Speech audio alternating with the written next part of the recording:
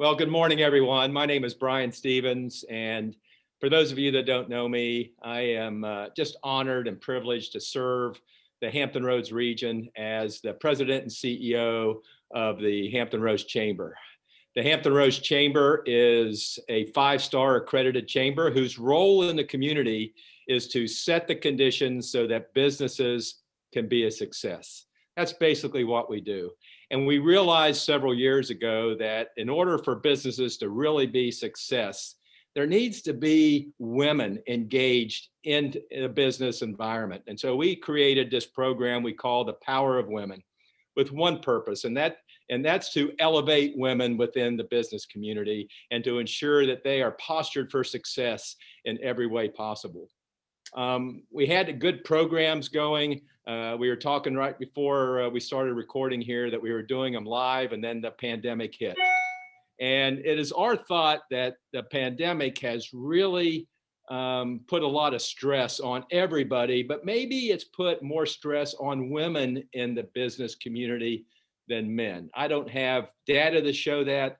It's just anecdotal. When you look at all the duties and responsibilities that women take on every day, not only are they working a vital part of the workforce, but usually, generally, almost always, they are the primary child care providers. They're the primary homemakers. They just do so much. A lot of women have had to make choices over this last 12 months of whether to stay home and help their children with homeschooling or go to work. And how do they manage both of those? So it's extremely important that we give you, the women in the business community, the education and the knowledge that you need in order to have a good work-life balance. And we've got an outstanding speaker today in Heather, who has been there and done that and continues to do it.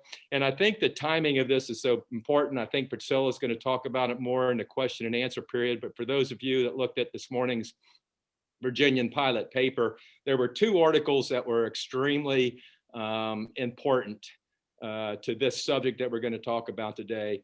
One had to do with the fact that there's been 3 times more Virginians with serious mental health issues in 2020 than in 2019, 3 times. And it talked about the causes of that. And it talked about the additional stress that COVID has provided to us. And just dealing with that has caused more depression, more anxiety, more challenges. And I find it really interesting that we don't really address it as much as, in my mind, we should, because let's face it, if we get COVID, if we get a cold, if we get cancer, everybody has sympathy and empathy for us, right? They understand that we're physically ill, and they understand that. But if we're suffering from depression or anxiety or some other mental health challenge, sometimes there's a stigma to it. And sometimes we don't even want to tell people. And as a result of that, often people resort to drugs and alcohol. There's another article on the front page of today's paper that says that there's been a 41% increase in overdose, mostly opioids and fentanyl type of drugs, legal and illegal both. 41% increase year over year. And again, they attribute the mental health challenges associated with dealing with COVID as a big part of that. And so we're so honored and privileged to have with us somebody who is a champion for this cause and who is just a sterling example of the power of women in the Commonwealth of Virginia with Heather. And with that, I've talked too much because I see Priscilla glaring at me. I'll turn it over to our senior vice president for programs and communications, Priscilla Monte. Thank you, Brian, for your leadership and your support in championing the needs of working women in our community. What you're able to do, and your voice is so strong. We can help the business community remove that stigma. We can get people talking about it.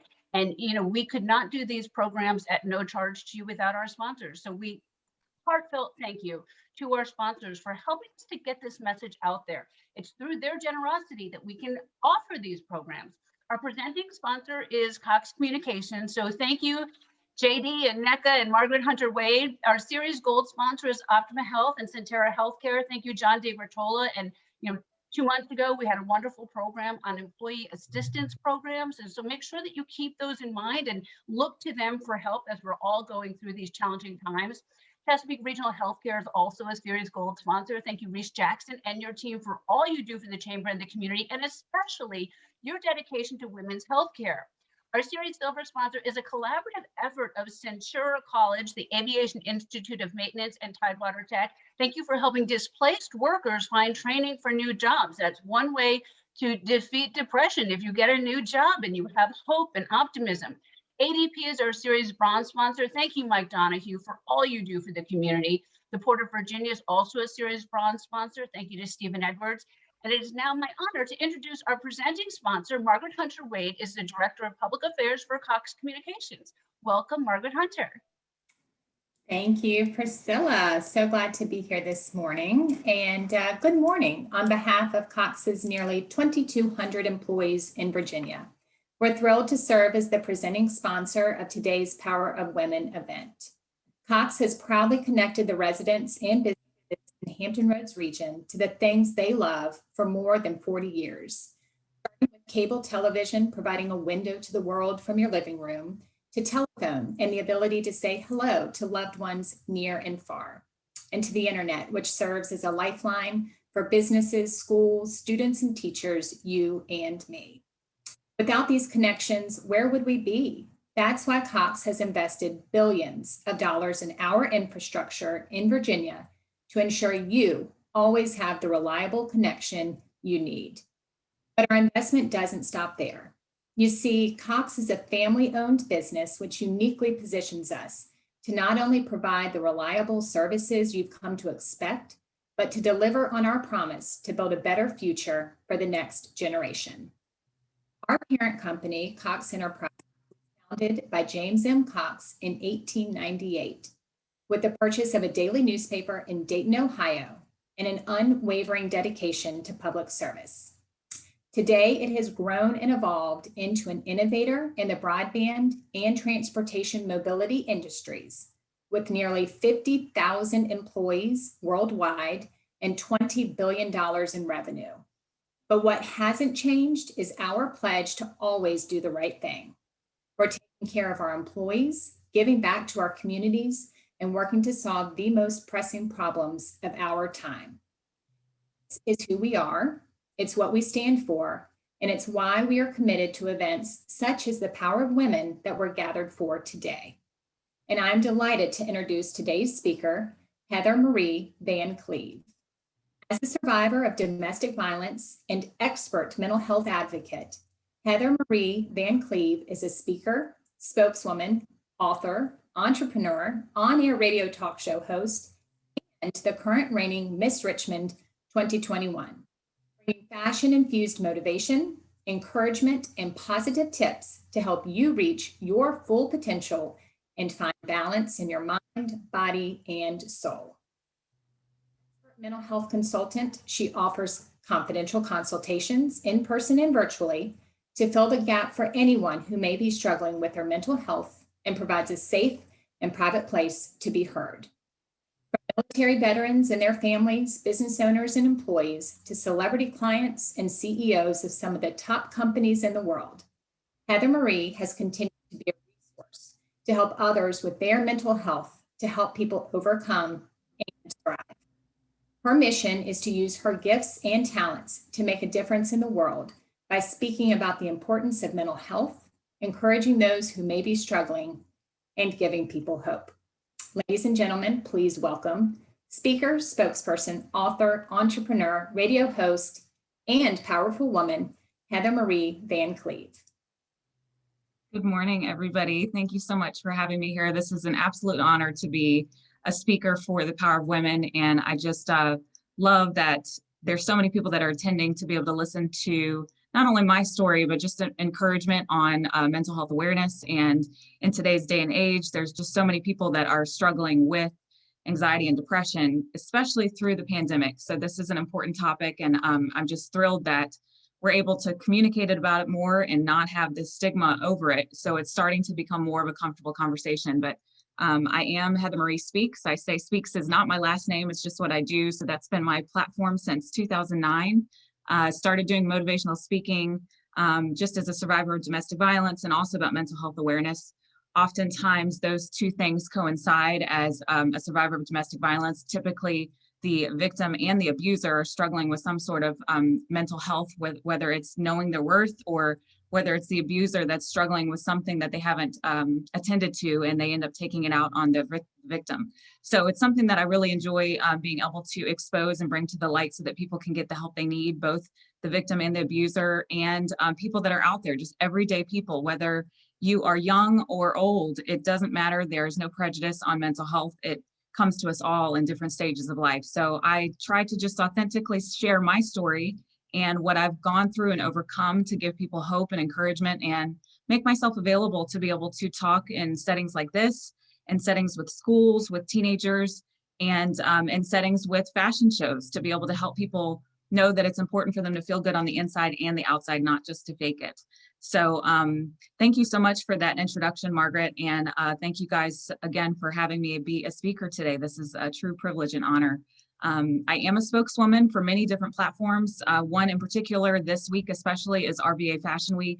They are doing their 13th annual year in fashion, and I'm a fashion infused mental health advocate because it makes it a little easier for people to talk about mental health when they're talking about something that's more familiar and more accepted. Unfortunately, it is that way in the world right now. It hopefully will transition into an easier topic and subject, but makes it easier to talk about fashion as a model and spokeswoman, and just kind of slide it in there. There were many years that people looked on the outside of me as a model, actor, mom, what have you. I've been on many different stages, and people will see the outside shell of you and not think you have any substance on the inside, and just assume that you've got it all together. And to be honest, for years, I faked that I had it all together because I didn't want to expose that I was struggling with my own value, my own worth, because people feel ashamed from it.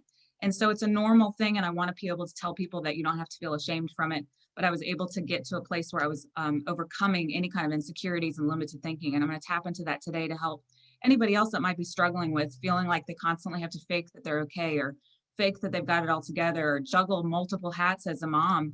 I'm a single mom. I've been a single mom for a while, and juggling multiple hats as a mom and dad to my kids has been quite the challenge. And it's okay to say, hey, I'm struggling right now, but I want to get the help that I need, or figure out what it is that I can do myself to rebalance and time manage a little bit better.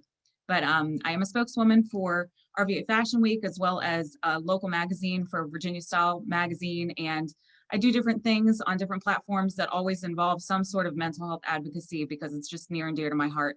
Motivational speaking, as I said, I've spoken in many different places, many different environments all over the world, from Romania, Brazil, to here locally in Richmond, as well as Virginia Beach and beyond. So super excited to be able to use my gifts and talents to help other people just hear an authentic story of someone that has not had it all together and has struggled a lot, but was able to overcome by being honest with myself and really kind of getting to a place of emotional intelligence in my own life to be able to overcome things and realize when I needed the help, I went and got it. And when I was able to do things myself, I was able to take care of that on my own. As an author, I've written in many different magazines. I've got actually a biography of my own life, because people don't have time to really sit down and listen to the whole story. I'm going to give you a small little brief synopsis of who I am today, but I'm excited to be able to have that released soon. I have written a children's book. We have a small farm here at my house. I'm at Queen Bee Cottage today. We have a mini farm here. So I am half country girl, half city girl. Sometimes you're going to see me dressed up in glam, and sometimes you're going to see me in farm clothes. But I, again, try to share my authentic life with people so that they can see that I am a normal human being, that I am far from perfect, but I'm just loving life and just living every day to the fullest. As an entrepreneur, I do have several different businesses that I run. One, obviously, is a motivational speaker. Another, I have an English tea room that just opened up in 2021. And I also do a radio talk show.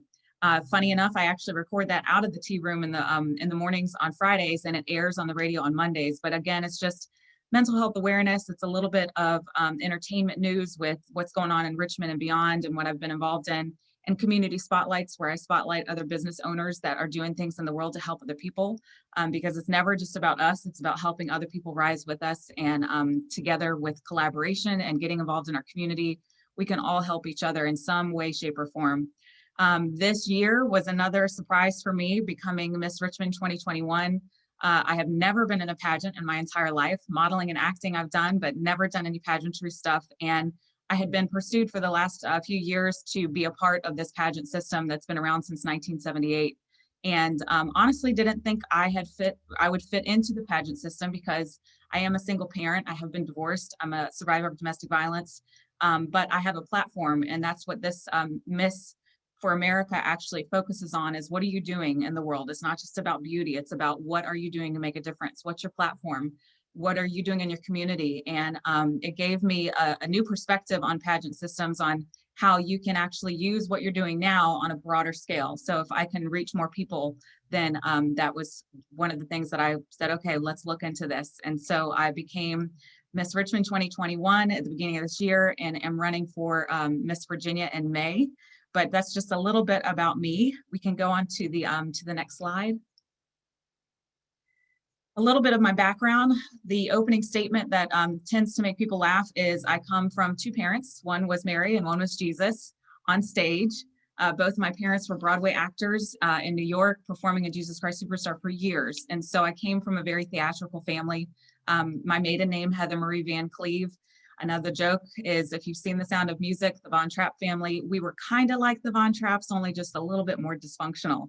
Every family has dysfunction, and ours wasn't limited from that as well. We had a lot of transition. My parents divorced when I was 3, but both of them ended up meeting their better half and their person in their life. And so throughout that, we came from a very blended family. But I spent my summers in England as a little girl, and my school year in the States in Virginia and in New Orleans, growing up through the school year.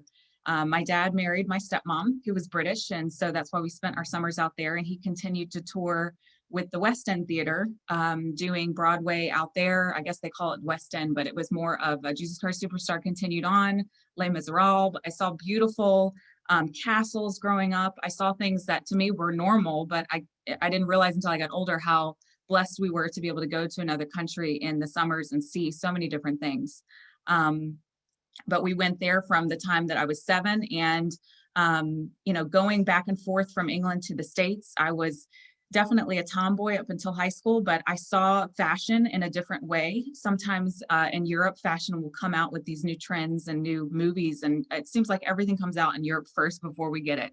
But I was able to kind of see what I liked and what I didn't like, and got involved a little bit more in fashion, and kind of liked having a little bit more of a feminine side. And so by my sophomore year of high school, I was learning more about beauty and fashion in the industry and teaching myself how to do makeup. After high school, I moved to Chicago and was working as a operations supervisor for Bally Total Fitness, and going to school and doing weddings and events. So I've been juggling multiple hats since I was younger. It's just how I've been made. I do like to pause and say, it's okay if you don't juggle multiple hats. Everybody's made differently and uniquely. I just function better when I'm juggling multiple things instead of just one thing. But there are many times where I have to just focus on one thing to be able to get stuff done. Because as a woman, yes, we can multiply different things and get them all done, but sometimes we just need to have our minds focused on one thing as well, and it's okay. So after I graduated high school and I was living in Chicago, I was doing makeup artistry for Versace and met some really amazing clients, some big stars out there. It was kind of an interesting life for me in my 20s, but I also experienced heartache out there as well. Ended up moving back to Virginia Beach as a pregnant single mom at the age of 24 when I had my son. It was one of those life situations that I didn't expect, but went on about life. His biological father never wanted to be a part of his life, so I raised him on my own.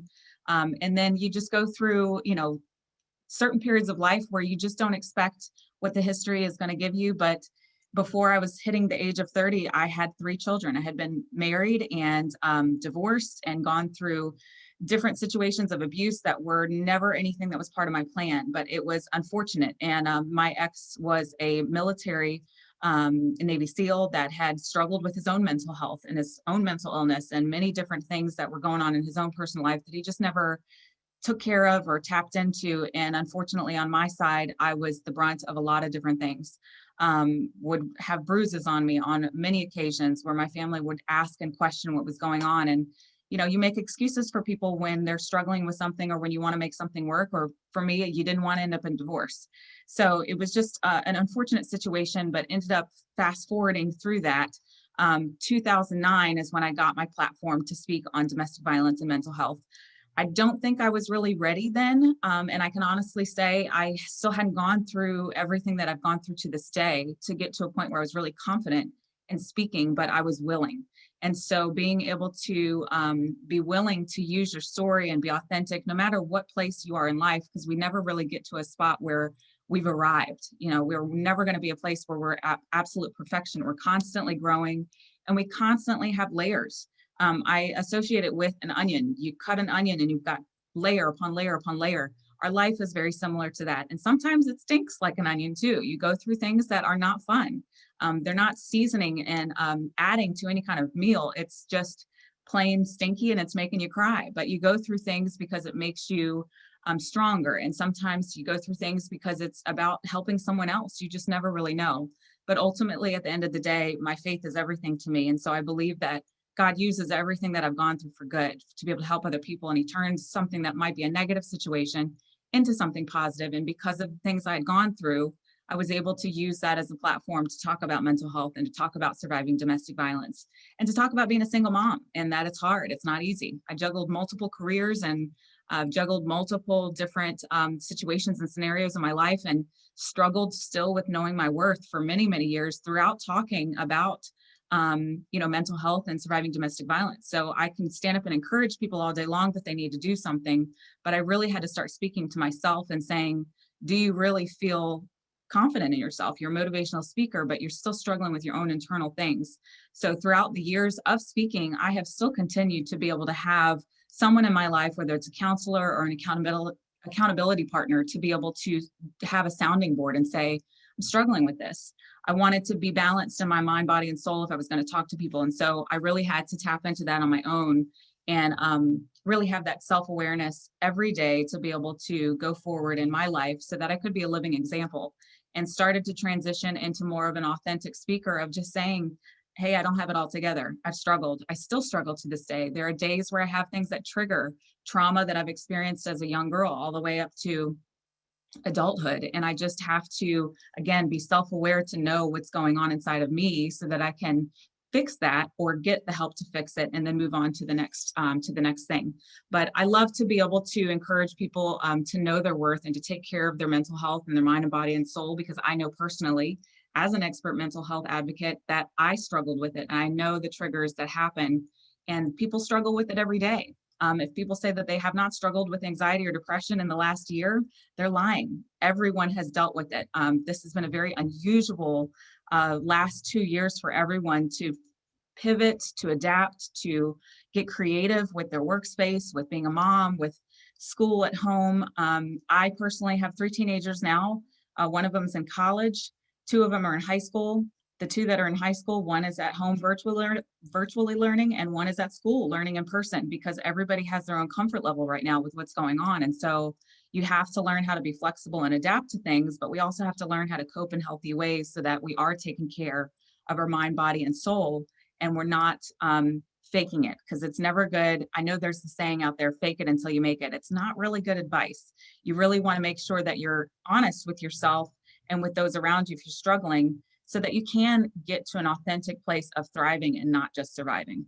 So throughout my careers of going through speaking and business management, I've done property management. I've owned and operated my own businesses.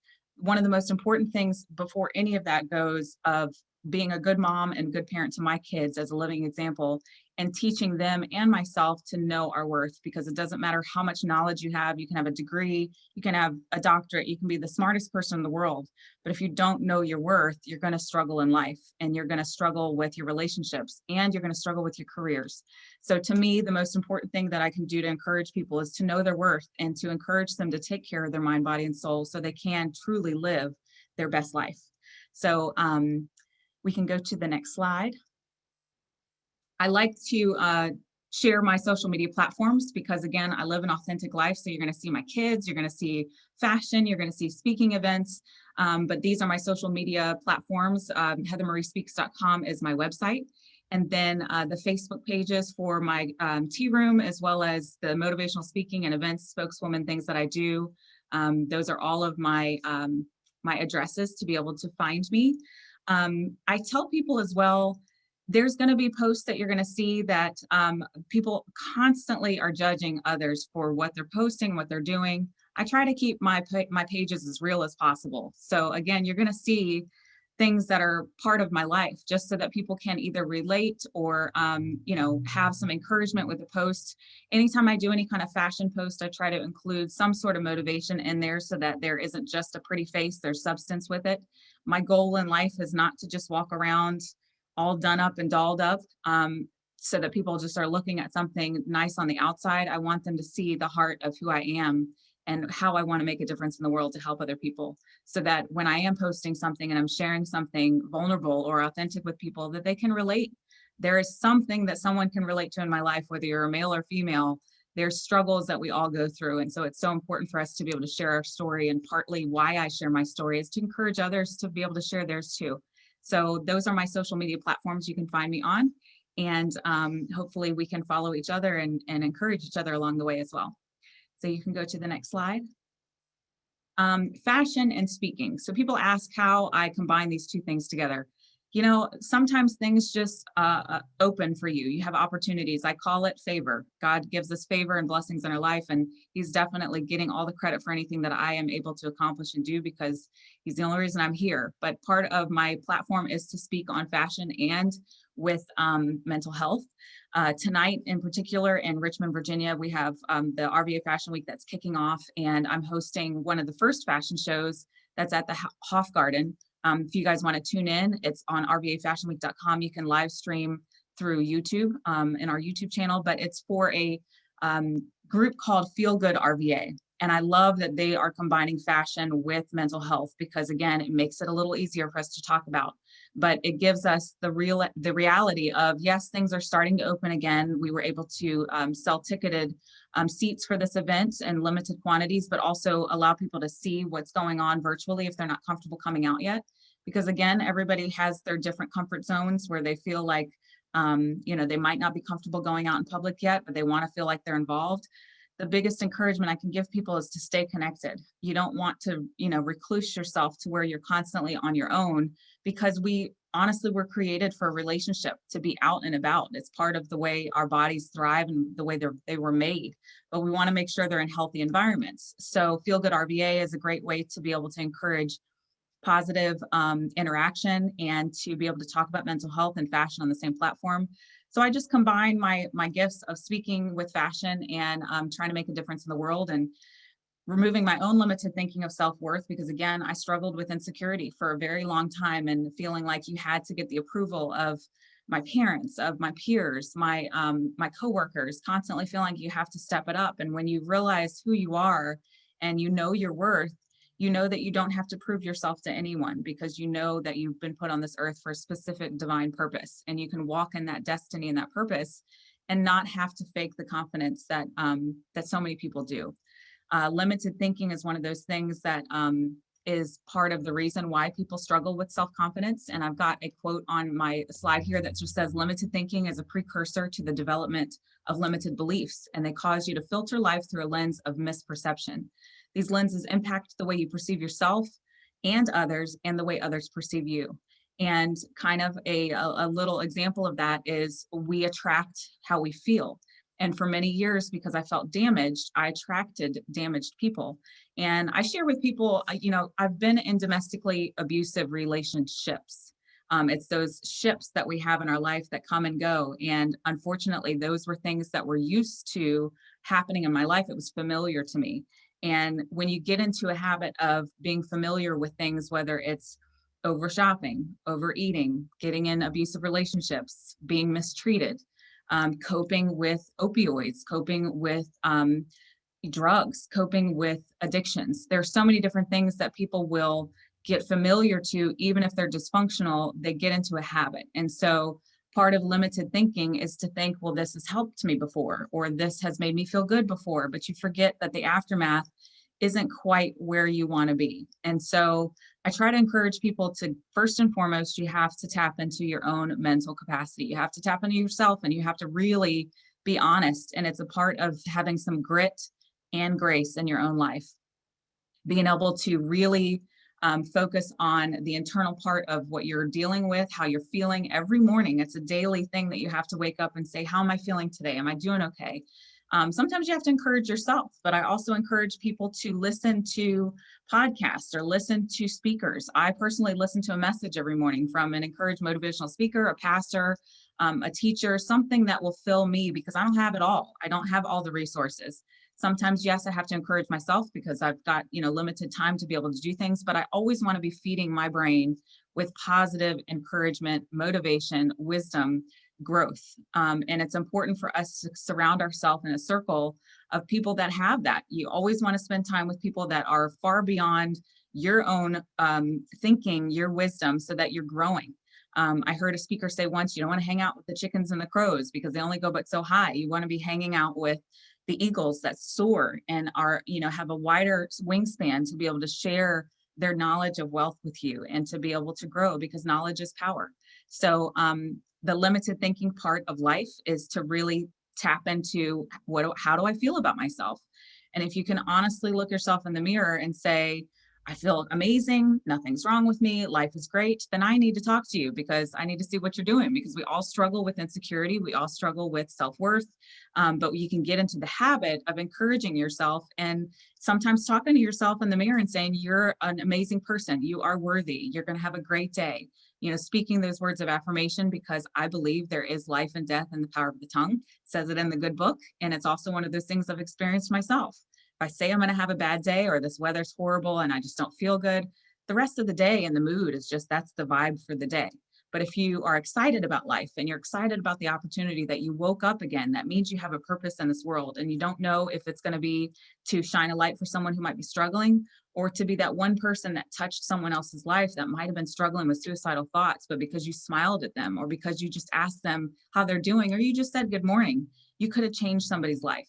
So it's important for us to feel good about ourselves, and you never know what life you're going to touch in return. My goal in life is even if I touched one person's life, even if I changed one person's mind from taking their life, or one person's mind from taking that step back into relapse of addiction or whatever they're struggling with, if there was one person, then I've done what I'm supposed to do for that day. It's not about reaching the masses. It's great if we can, but if you can be an example or a light for one person, or even for yourself, you never know what your life can do and whose life you can touch by just being real with yourself and with those around you. So we can go to the next slide. Finding your balance, mind, body, and soul. I say this all the time, take care of your mind, body, and soul. If one is off, the rest will also feel imbalanced. So it's important to make sure you're taking care of all three to function in a healthy lifestyle. This was RVA Fashion Week before the pandemic. My youngest daughter, who is now 15, was walking the runway with me. And it was important for me to be a living example to her. She's been very shy, kind of similar. Fun fact, I'm an outgoing introvert, so I really enjoy time by myself. I have to get myself into a mindset to be out in public and to be talking in large groups, because it's not my natural environment and it mentally exhausts me. So I have to recluse myself and find myself in a place of self-care at least once a week to be able to recharge and get myself better first and foremost before I can help anybody else. It's kind of like that airplane analogy. If any of you have ever flown on a plane, they always tell you to put the mask on yourself first before you help anybody else, because if you're dying, you're not going to be able to help someone else. So it's so important to take care of our mind, body, and soul. And the mental aspect of it, first and foremost, is to have that self-awareness and to have the emotional intelligence to really tap into how you're feeling. With your body, of course, our bodies will only last but so long on this earth. So it's important. It's the only body we get. It's important that we're taking care of it, that we're feeding it well, that we're exercising and being out in the open air to be able to breathe, and taking care of our lungs and not doing things that can harm us because it'll have us, living a shorter lifespan. I come from families that have had some health struggles, whether it was with diabetes. My grandmother unfortunately passed away. She had Alzheimer's. So it's hard to be able to go through life where there are certain things that are out of your control, but while you're living, take care of the body that you've got and do what you can to be able to live a longer life. Your soul is something that is so important. And again, I never push my beliefs on other people, but my personal soul gets fed through listening to messages about God and encouragement and having the faith that has gotten me through so many struggles. There always has to be that higher power in your life that, you can plan your things all day long, but ultimately, I believe God directs our steps. And so me being willing to walk in that purpose that he has for me, I just have that faith that surpasses all understanding. And I go through life every day of, what is my purpose today? And just being willing to kind of just be a vessel to help whoever is out there. And I don't ever judge. I try to love everyone the way that I believe that Jesus would love people. I don't judge people if they're living a life that I don't necessarily agree with or wasn't taught or raised a certain way. Everybody's raised in a certain family that teaches you what's right and wrong. To me, I don't have the power and the authority to judge anyone for what they've done or what they're doing in their own life. So I just try to let them know that they're loved and accepted in my presence, no matter what. It gives them a comfortable place to be able to talk. It's one of the ways that I've been able to help different people, whether it was a homeless person on the street or a celebrity CEO, military admiral, whoever it was. There was all kinds of different ways that I'm giving myself the availability to just be present for someone else to be heard. So often someone just wants to be heard or just wants to be acknowledged. So that's part of, why I'm here. But I definitely encourage people, no matter who you are, to take care of your mind, body, and soul, because it's how you're going to live a longer life and it's how you're going to feel balanced. And if you're not able to do it on your own, go seek help. There are counselors out there. I'm a mental health consultant. I do not have degrees for things, but I've experienced personal things that allow people to feel comfortable to share things with me with a non-disclosure agreement so that I'm not sharing any of their junk and their skeletons in their closet with anyone else. It's just truly to be able to get it off their chest. And oftentimes that's all someone needs, is to be able to get it off. Sometimes they share with me, I'm struggling with this. Do you think I need to talk to somebody else? And I'll be honest and say, yes, I do think you need to talk to somebody else. I can only help you but this far.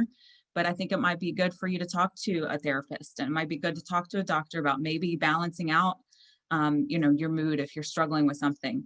I'm not a huge proponent to say medicate, but I do agree that medication sometimes is a resource for people that are struggling, and it's okay. If you knew how many people were out there that have to take something to balance themselves out, we get medicine for things that we're sick for. We get help for cancer, for diabetes. You get help for a broken bone. So many people struggle with thinking it's okay to get help for mental health.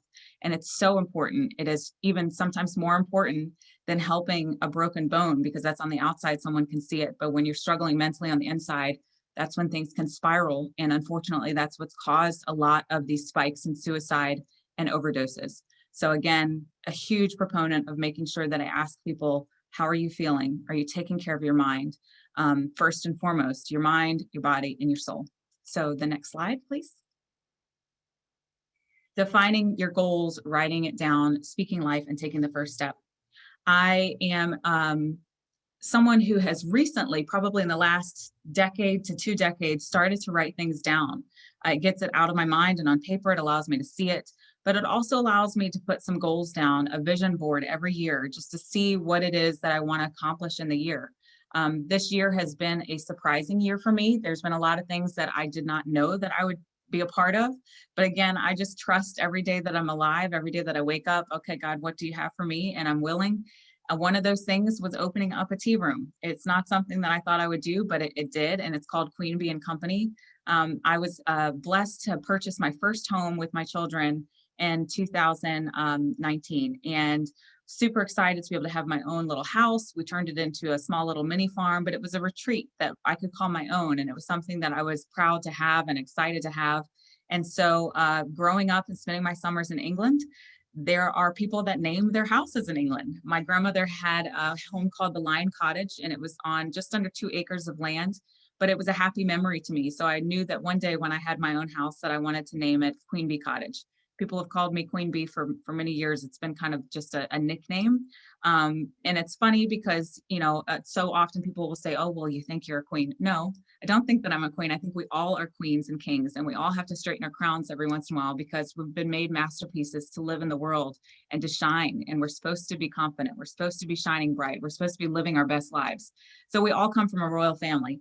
So Queen Bee and Company was my my company that I started, but Queen Bee Cottage is my home.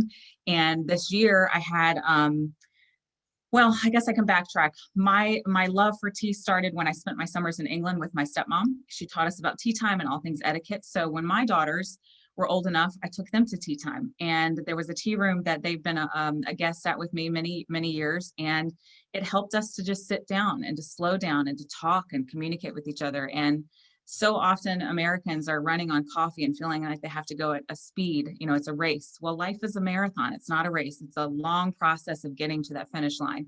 And so to me, tea time was a great place to just slow down, have some self-care and just pause for a minute and put the phones down and have authentic conversation. The tea room that I had taken my daughters to ended up moving to Richmond, new ownership.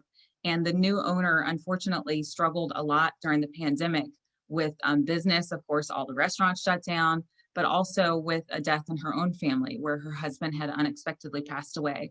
And she had reached out asking if I knew anyone in the city that might want to buy it or if I had any connections. And my first and foremost thing was to help. How can I help her? Let me get it out there. So I talked about doing one of my community spotlights on her tea room and connected her with a producer friend that I knew and said, how can we get this tea room out there so that maybe somebody could come along and purchase it, because I'd hate to see it closing. Well, throughout that process, it just kept coming back to my forefront. And oftentimes things don't make sense that come to us, but I believe that if it's constantly coming to us, there's a purpose. And I just felt like I was supposed to help her some way, shape, or form. Sometimes it doesn't make sense when something comes to your forefront, and that didn't make sense to purchase a business that was struggling. And I didn't have the money to just put something down for something that wasn't valuable either. So I just thought, okay, God, what do you want me to do with this? And I just felt like I was supposed to use what I had. Sometimes we have to use what we have because we have everything we need to thrive in our life. Well, my gifts and talents are with event planning and with business management. And so I just offered my services to her.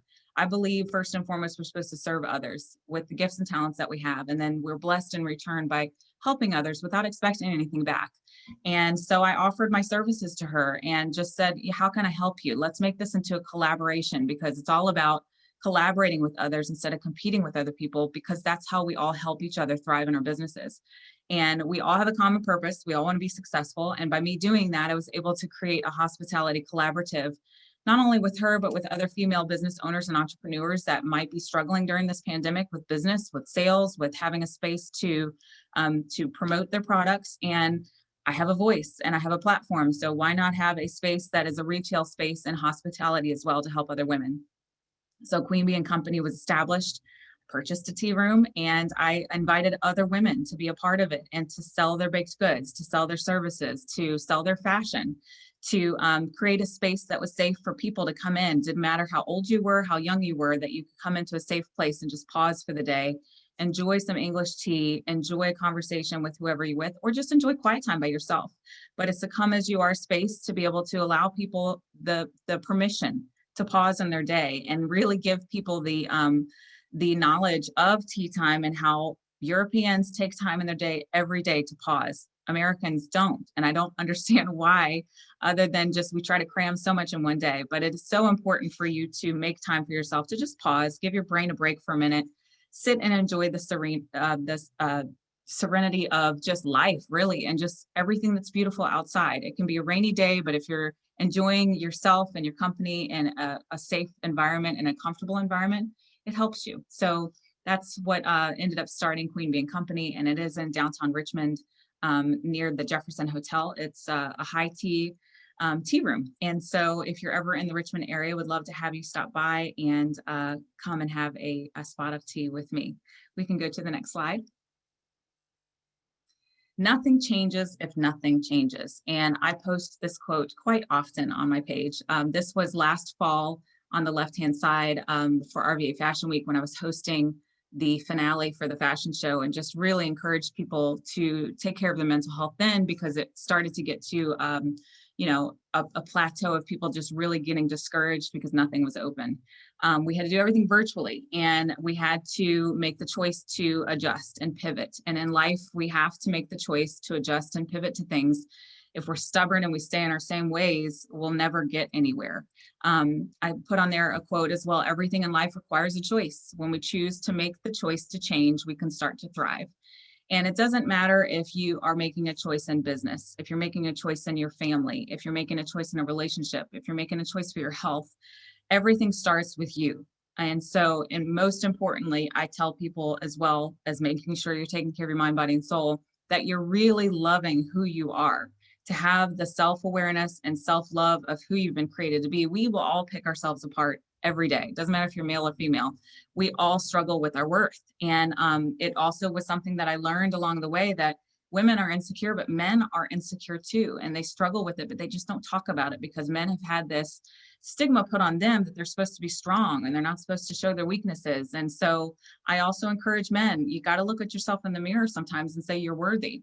You never know who has gone through something. You could have had a father figure or even a mother figure that has torn you down, and you've lost your self-worth or your value. And, we can't blame our parents for everything that we've struggled with in life, but it creates some sort of level of where you're trying to strive through. And so it's so important for us to, again, tap into how you're feeling. Where did it start from? And I tell people, write it down. Where did your insecurity start from? Why don't you feel valuable? Who made you feel like you weren't worth it? Who made you feel like your feelings didn't matter? Those things need to be written down and then discarded so that you can acknowledge it, figure out where it came from, and then get the help to where you can really get to a place where you're no longer blaming that stuff, but you're making the choice to change and the choice to really choose a mindset over emotions. Our feelings will fool us. I tell us that all the time. Feelings will fool you. You can change your mind, change your feelings within a second sometimes. But if you have a mindset of, I am going to get through this, I'm going to choose to be a better person, I'm going to choose to know my worth, I'm going to choose to love myself, choose to get on the right path, that's when things start to change in our lives. And that's really when we start to thrive and make better decisions and better choices for everyone, not only in our own lives, but those around us. And you really start to be an example for others that are around you as well, because they see you thriving and they want to know what happened. How did you make that difference? What was the thing that changed? And you're able to say to them, I chose to change. So it's just important for us to be able to really accept that fact in our life, that if we want something to change, it's up to us to do it. And we have to make the choice. I think I struggled a lot in relationships as well. Obviously, my abusive relationships, no one came to me and said, I'm going to cheat on you, I'm going to abuse you, I'm going to hurt you, I'm going to try to kill you. Those were not things that someone came up to me, or obviously I would have not have dated them. I'm a smart woman, but oftentimes people think that it's not the successful women that struggle with knowing their worth or being in domestically abusive relationships. There is no prejudice on what kind of woman gets into a domestically abusive relationship.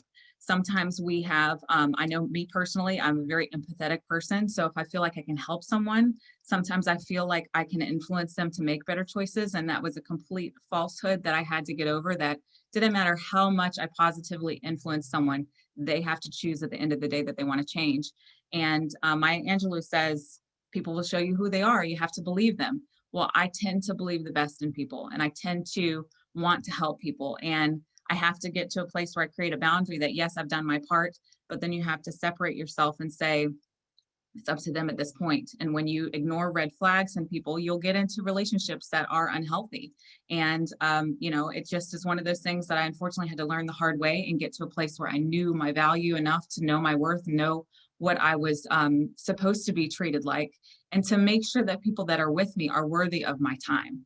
There are going to be people out there that struggle, and I'm not judging them, I'm not shaming them, but I'm saying you have to make sure that you're keeping your circles safe, that you're guarding your heart above all else, because it does determine the course of your life, and that you're knowing your worth and value and not settling for less than you deserve, whether it's in a career, whether it's in a relationship, whether it's in your own choices and habits. Sometimes you'll settle for less because it's a quick fix, whether it's a food that is comforting you, whether it's a drug that's comforting you, whether it's shopping that's comforting you.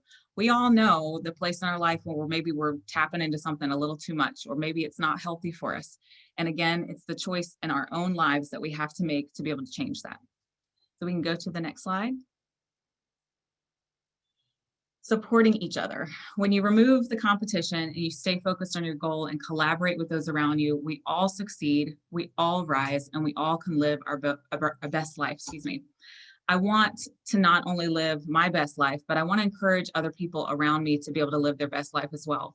And it's important to remove competition because so often we feel like we have to be better than someone else. Sometimes certain people are built with a competitive nature, and men oftentimes will be that way. Sometimes women will be that way too. I have kind of veered away from competition, which is kind of funny because I'm getting ready to go compete for Miss Virginia in May. But it's the one thing I don't like about the pageantry system is that you have to compete, but it's not so much that in my mind, I'm trying to beat anyone. I know at the end of the day, whoever's meant to wear that crown they already have it written in their destiny. It's already part of the plan. So I don't need to strive and step on anyone else to try to be better than anyone else. I just need to be me. And whoever at the end of the day is supposed to get that is going to get it.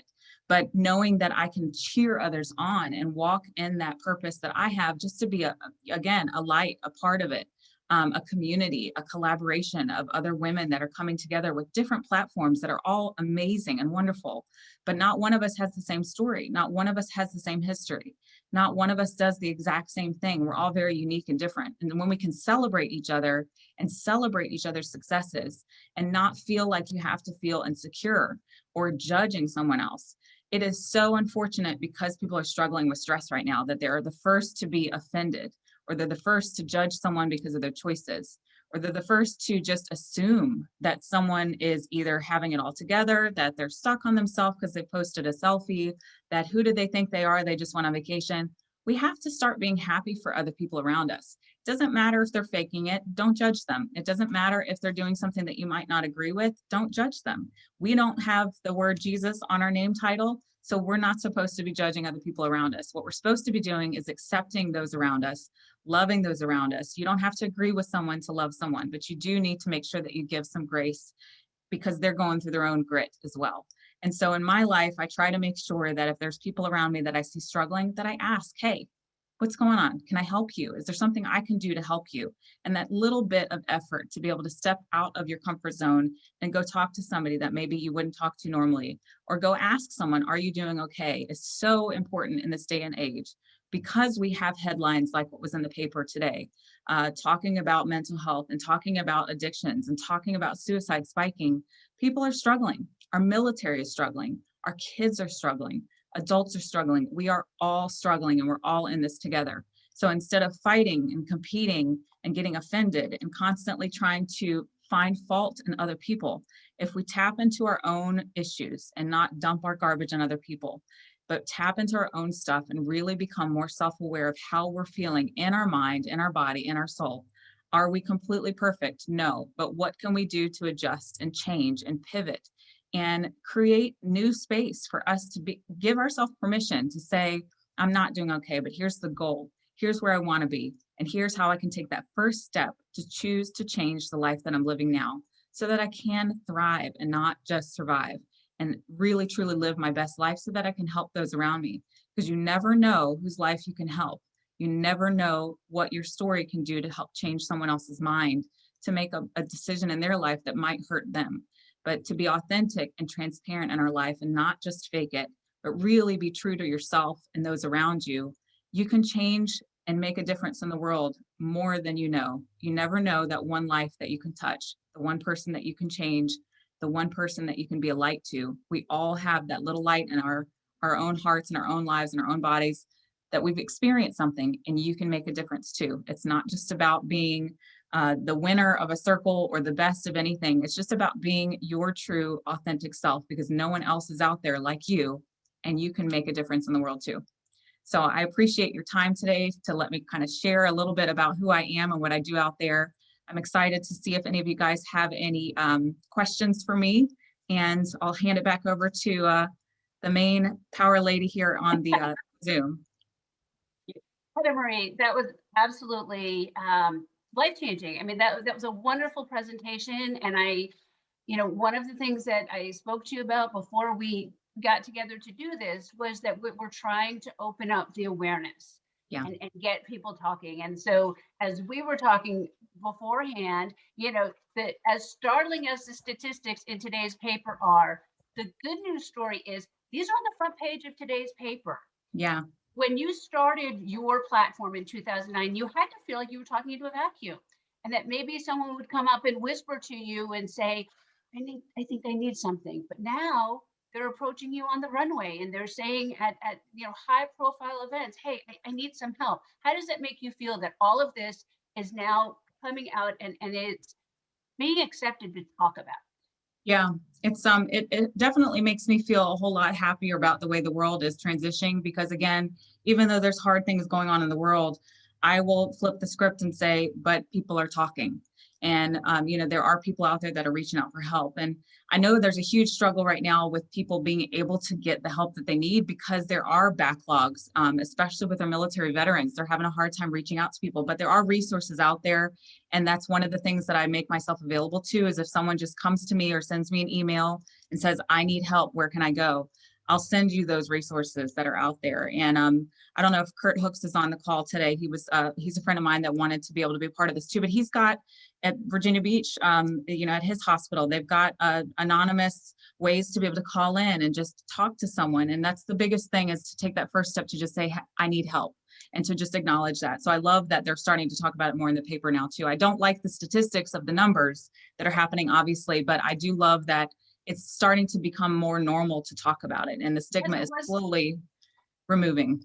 It was so taboo.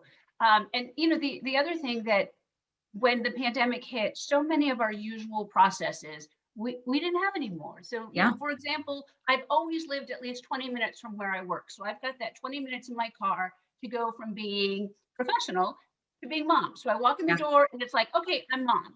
And now all of a sudden, we're working from home. We don't have that time. You're mom and professional at the same time. And so that balance becomes very skewed. What are some tips on trying to separate a little bit more than we really can, because we're not doing physical separation anymore? Yeah, I just encourage people to make sure that you've got self-care time every day, but definitely designating a specific day of rest in your life so that you can go get the self-care, whether it's going and taking a walk. I am an ambassador for one of the spas that is out here in Richmond, Virginia, to be able to encourage self-care, to go get a facial, to go get a massage, to go have a space that you're able to just have complete silence and meditation and a moment of just resting. And for moms, oh my gosh, we need that so much. When you're juggling multiple hats, to be able to just step aside and disconnect and tell your kids, hey, I'm going to the spa, I'm getting a massage, I will be out of service for an hour and a half. You're not going to be able to reach me, but just having that small amount of time with all the things that we do, and both men and women need it. It's not just for women. I mean, men need to have that self-care time too, to just be able to unplug, disconnect. But one of the biggest tips I tell people is don't wake up first thing in the morning and get on your phone. Don't wake up first thing in the morning and start looking at social media. Don't watch the news first thing in the morning, because the news is constantly going to give you, unfortunately, bad news. There are good things in there, but there's more bad that gets shown on television. I don't even watch the news in my house. We don't even really have TV. I have like the streaming channels that I can put on a movie if I want to, but I don't want that stuff around me all the time. If I want to find the news, I can look it up, but I just don't filter everything that goes on in my life around the chaos in the world. I am very aware and know that there are things going on in the world that are not good, but I'm not going to have that as the center of my home or the center of my life or the first thing I look at in the morning. I do have time for my own self in the morning to really just have meditation, prayer, coffee. Those are things that I enjoy, and it gets me in the mindset that I need to start my day. So it's important to do that every morning.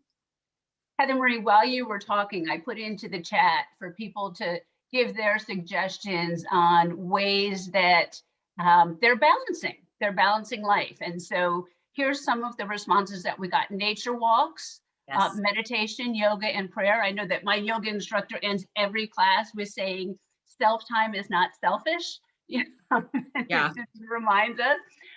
Exploring and diving into your passions, trying new breakfast and dinner recipes. The kitchen is his escape and outlet to be creative.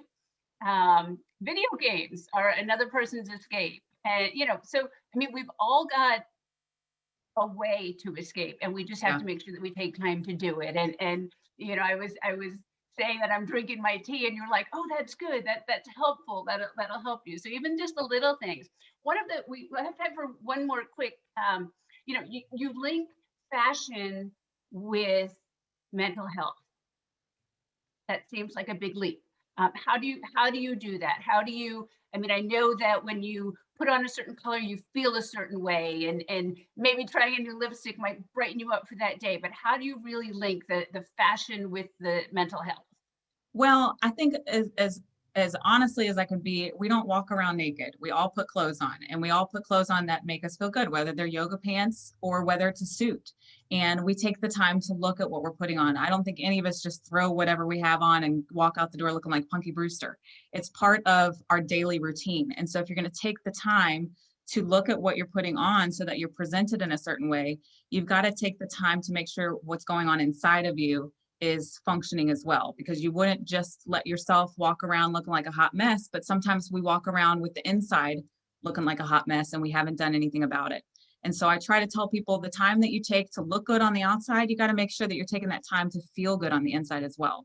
It's more important for us to walk in a confidence that's real and authentic than to walk around because we're looking good or we're dressed well or we have the certain name brands. We go through the effort so often of doing things that are superficial instead of taking care of what's really important, which is our own mind and our own body, because that's how we function. That's how we live. And the longer you put off what's going on inside, the more it's going to snowball until it gets to a place of coping in unhealthy ways or getting into an unfortunate addiction or getting into unhealthy relationships. And if you ignore it, it doesn't get fixed. It doesn't just go away. It just gets worse. And so I want to encourage people when it's starting at the very beginning, how are you really feeling? You look great, but how do you feel on the inside? And I think people can see that too.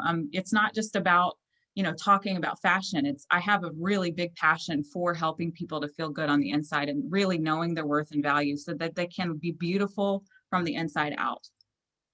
So important. Heather Marie, thank you. I'm not sure if Brian's going to open his camera to say thank you. We're just at 11 o'clock. So I hate to end this because I could go all day talking to you, Heather Marie, but I'll let Brian close this out. Thank you so much. Heather Marie, thank you so much. Can't tell you how much we appreciate it. I actually have about 5 questions I was going to ask you, but we obviously ran out of time. But I do want to make 3 points. One is I'm so happy that you brought up the mental health challenges of our military and our veterans. As you know, that's something that we focus on here at the Hampton Roads Chamber. In fact, you participated in a couple of our mental health subcommittees, of which now Kurt Hooks is the chair of that committee for us and is doing some great work with some good potential of bringing a facility here specifically designed to help our transitioning military and our veterans with their mental health challenges. The second point is you brought up numerous times in your presentation the subject of emotional intelligence. And I'm sure you know, but I want the rest of our listeners to know that it's really a hot topic in the business community. And it's been a hot topic probably for the last decade. Mm-hmm. And it's so important to the success of an individual to have a high emotional intelligence. It's, studies shows that it's more important to have a higher EQ than an IQ. Mm-hmm. And the cool thing about emotional intelligence, and I encourage all of our viewers to go out and research it, is that you can develop your emotional intelligence. Emotional intelligence, in my mind, it's all about how you deal with what happens to you. The mm-hmm. good, the bad, the ugly, we all have those things in our lives, but emotionally intelligent people deal with those things in a mature fashion that is positive, not just for mm-hmm. themselves, but those around them. So I'd encourage everybody to really dive in to emotional intelligence and educate yourself. The third thing I'd like you to know, Heather Marie, is that we've been working hard in Hampton Roads for over a year now on recovery from this pandemic. We call it 757 Recovery and Resilience Framework Action Plan. We've got it complete. We're starting to roll it out, but a big part of that is labor force workforce health and welfare. Mhm. And it's not the physical aspect. We've injected a mental health piece of that as well. So we are addressing the mental health challenges of our workforce down here as part of our recovery and resilience plan. I love that. Heather That's Marie, once amazing. again, thank you so much. Your words and your message and your lessons are so meaningful to not just women, I might add, but for the few of us men who are on this, we learned this a lot as well. And I saw something interesting in your first or second slide in your bio. It said that you're from Virginia Beach. Is that I right? am from Virginia Beach. Yeah, I was actually one of the first home births in Virginia Beach. My parents were living at right off of Bird Neck Road in an apartment, and my mom had a midwife, and I was in the paper when I was born. So I guess I had like a purpose out there from the day I was born. Okay. Well, let's not forget that you're a Virginia Beach girl. We want you to come Yes. back often and be part of the chamber family here in Hampton Roads. And we wish you the best of luck next month in the Miss Virginia competition. We'll be watching and hoping you do well. So again, thank you so much on behalf of the entire business community of Hampton Roads for your time today, your leadership in this important field, and all that you're doing to make a difference in this world. So thank you very much. Thank you so much. It's been an honor and a privilege. We are thrilled to have you, Heather Marie. Thank you so much. And for those of you who are tuned in, we have more Power of Women virtual events coming up. We have on June 16th, Shanna Kabatsnik of Fab Women will discuss being a fearless woman, an authentic leader, and bold in business. And then in the fall, we're going to have a live event. So we will all be able to get together and really look at keeping our careers moving forward in light of what we have all just been through in this past year and a half with the pandemic. So Heather Marie, thank you so much. If anybody has more information that they need, you can shoot me an email and I can get you in touch with Heather Marie. Thank you all. Thank you, guys. All right.